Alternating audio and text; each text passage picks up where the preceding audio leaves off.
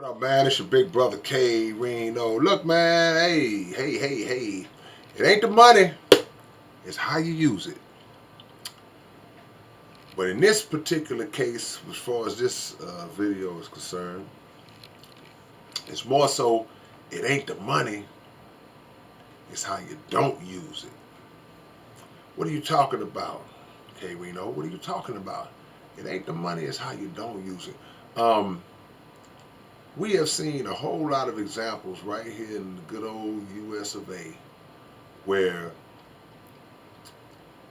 injustice has been handled with the withdrawal of our spending. And it doesn't matter at what point in history we'll be able to find and locate situations where that exact thing has happened. Some people like to refer to that as boycotting. And yeah, absolutely, that's what it is.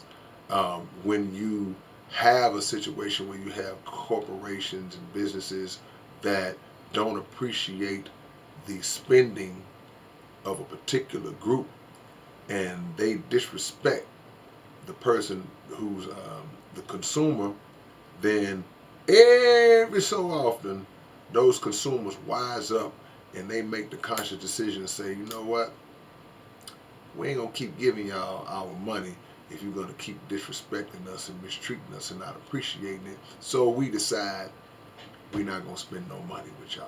And in those situations, when it's really done right, when it's really done in a unified way, you see either the closing down of that business or you see the crippling of that business or corporation, so much so to the point where they have to bite the bullet and come on back.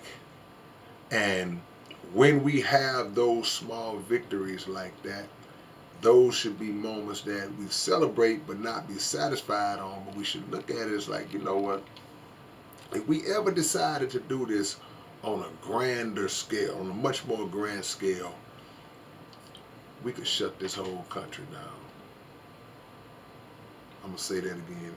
If we ever decided to withhold our spending on a grand scale, massive scale like never before, we could shut this whole country down. Now, here's the thing. I've seen examples where people outside of the black community or people collectively, just melting pot of different communities, have all united together for a particular scenario like that, and the effectiveness was magical. It was like, wow. You know, I wasn't saying wow because I've known all along that this could work, but just the effect is like, wow. It's like, so you mean to tell me that when these folks bottom line ain't bottom lining, they're going to start mining? Because I don't care how much a group hates you. When they start hemorrhaging money, they will come back to the table and they're going to try to figure out a way to say, how can we make this right? Now, there are some exceptions. You got some stomped down to the bone diehards that'll just go down in flames before they humble themselves before black people, in front of black people. They not going to humble themselves. They'll just die out. They'll lose everything. But the other 99.8% of them, they will come to the table because regardless of how much they hate you, they love your money. But the problem is, we love to give it to them, regardless how much they hate us. We love to give it to them. You hate me? Let me give you some more money. You really hate me? Let me give you some more money. I'm going to keep giving you money till you love me, but it ain't going to never happen because I hate you. And we've seen this with the convenience stores in our neighborhoods for as long as we've been alive. Some of us are 50, 60, 70, 80 years old, and we've just seen the monopolization of that in our community for years. We've seen the nail shops, the beauty shops, and the fish joints, and everything you can think of in our neighborhoods. And these things, these people have mistreated us, dogged us out, disrespected us, cussed us out, smacked our women around, did all manner of things, and we right back there the next day.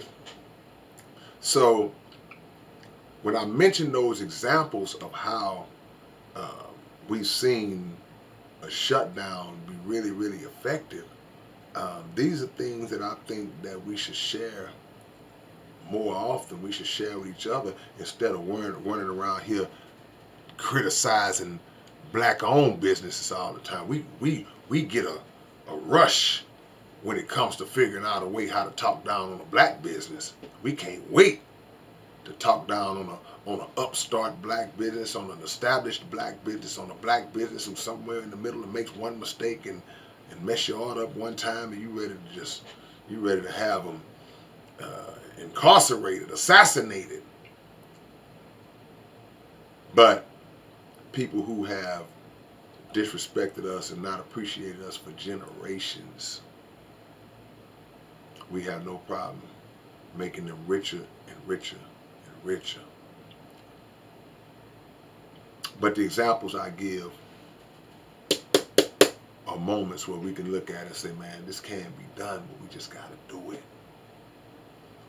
And I'm not mentioning any particular scenarios. I just know, like I said earlier, when they start hemorrhaging money, they're going to have to act right. So since we don't want to separate and start our own and do our own thing, which we're going to be forced to do at some point anyway, but since we don't want to do that now, why don't we get to the point where we just make the oath within our community to say that no degrees of disrespect will be tolerated and accepted. Disrespect to one is disrespect to all. And we can put our full weight behind anyone who's been unjustly treated and do our best to shut these places down if they don't have the common decency to respect the very people who have made them wealthy, and they take that money and that wealth directly out of our community, never put a penny back in it, and establish generational wealth for themselves and their families. All right, man, it's your big buck K-Rino. I want y'all to tune in to the Underground Dialogue podcast tonight. Subscribe to this channel and that one. Also, our sports podcast, Legends 34. Please subscribe to those and go watch those episodes. Catch y'all later on. Peace.